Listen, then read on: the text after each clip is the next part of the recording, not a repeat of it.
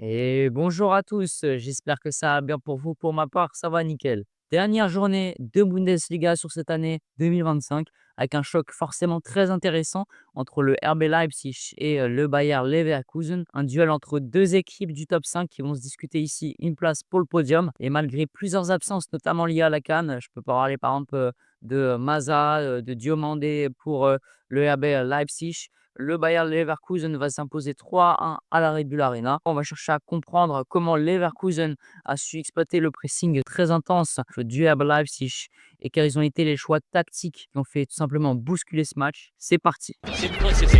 Spectacular simplicity. Oh, Bullish turned them well. He's got Junior in a good position.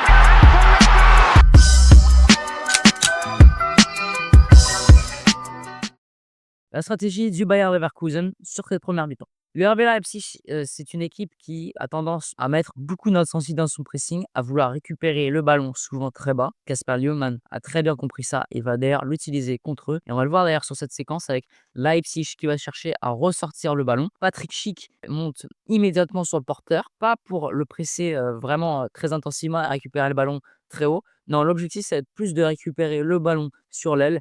Et donc Patrick Schick va pousser Loukeba vers la ligne de touche, couper l'option de passe intérieure. Loukeba donc va être obligé de jouer très rapidement. C'est là que le piège se met en place avec Hoffmann qui arrive fort pressé, Tillman qui ferme l'espace. Leipzig donc va jouer en une touche et derrière Patrick Schick dans le dos de Loukeba va récupérer un ballon. Après cette récupération, Leverkusen va garder le ballon et construire plus calmement, qui vont attirer le contre-pressing du RB Leipzig, combiné dans des espaces, ce qui va faire d'ailleurs la différence. Une fois le pressing éliminé, ils attaquent directement dans les espaces laissés derrière. Et cette séquence résume aussi parfaitement le plan de Leverkusen, utiliser le pressing souvent très intense de Leipzig pour créer des brèches, puis faire la différence grâce à la très bonne qualité technique et au jeu entre les lignes, notamment dans les petits espaces. Car sur l'ensemble de la première mi-temps, Leverkusen termine avec 61% de possession. Donc une possession volontaire, utilisée pour fatiguer Leipzig sur cette première mi-temps.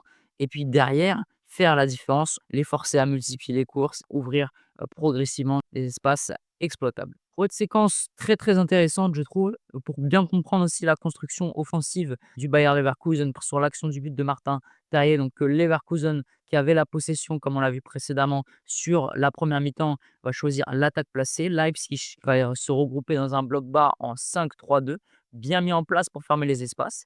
Leverkusen va faire circuler le ballon. Andrich retrouve Arthur sur l'aile complètement libre.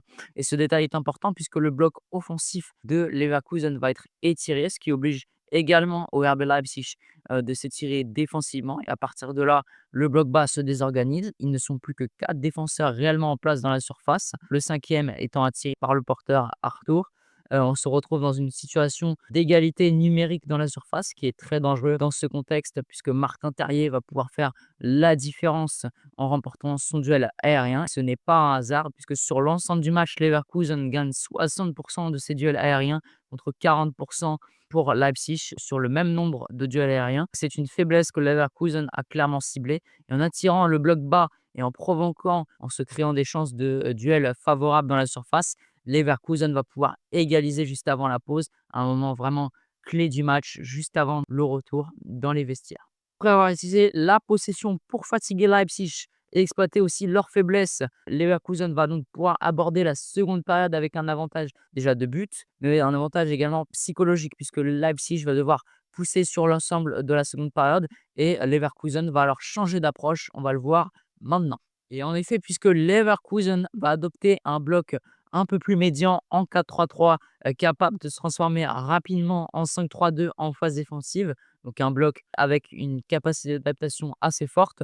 Et Leipzig, de son côté, va évoluer en 2-3-2-3, une structure très offensive, montrant aussi que le plan de jeu côté Leipzig a un peu changé, puisqu'il va vraiment être de marquer à tout prix, d'égaliser à tout prix. Et l'objectif de Leverkusen ne va pas être de récupérer forcément immédiatement le ballon, mais de forcer à Leipzig d'attaquer placé, un registre qui maîtrise beaucoup moins que les transitions rapides ou encore le jeu sur les ailes. Le bloc bas compact de Leverkusen va obliger Leipzig à jouer rapidement en une touche, va réduire donc leur capacité à déséquilibrer. Et derrière, il va y avoir un contre-pressing du côté de Leverkusen. Résultat, récupération dans leur propre tiers et derrière des projections rapides vers l'offensive. Sur la seconde période, les deux équipes sont plus proches en termes de volume de récupération, mais les zones vont changer un petit peu puisque le Leverkusen va récupérer 19 ballons dans son tiers défensif contre seulement 10 pour la Leipzig. Ça montre aussi que le Leverkusen va accepter de défendre plus bas pour peut-être mieux derrière ressortir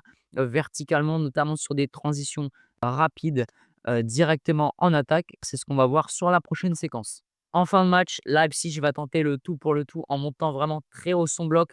Loukeba va tenter donc un jeu long vers la surface, mais Andrich qui va gagner son duel va dévier le ballon. Cette récupération va être décisive puisque Leverkusen va lancer immédiatement la transition avec un long ballon vers Eki Fernandez qui va servir de relais. Les lignes de Leipzig vont être très étirées puisque leur bloc était aussi très haut et il y aura seulement une défense à 3 en couverture. Et Leverkusen va se projeter très rapidement et va gagner rapidement en supériorité numérique avec Culbreath qui va remporter le duel face à Rome. La défense est complètement déséquilibrée et Leverkusen se retrouve en situation de 2 contre 1 dans la surface. En seulement 2 passes, Leverkusen est déjà dans le dernier tiers défensif du RB Leipzig. Ça montre la verticalité de cette équipe, capable de récupérer des ballons et avec seulement 2 passes, d'arriver dans le tiers offensif de l'équipe adverse. Il y a une domination territoriale de Leipzig qui va se refléter aussi dans les chiffres, puisqu'en seconde période, Leipzig va tenter 13 tirs,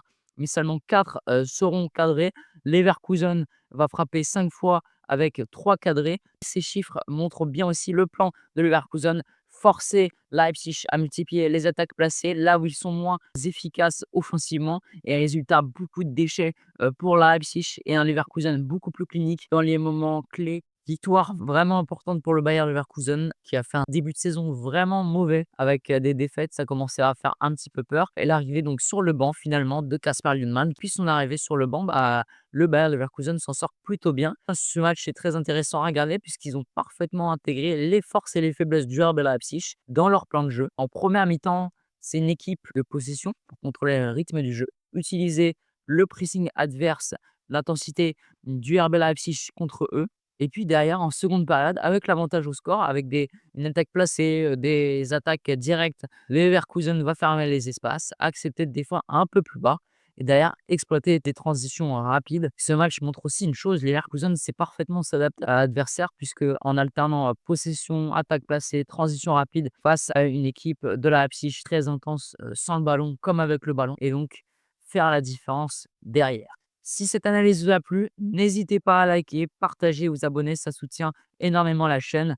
Et sur ce, je vous dis à très vite pour une prochaine analyse. Ciao!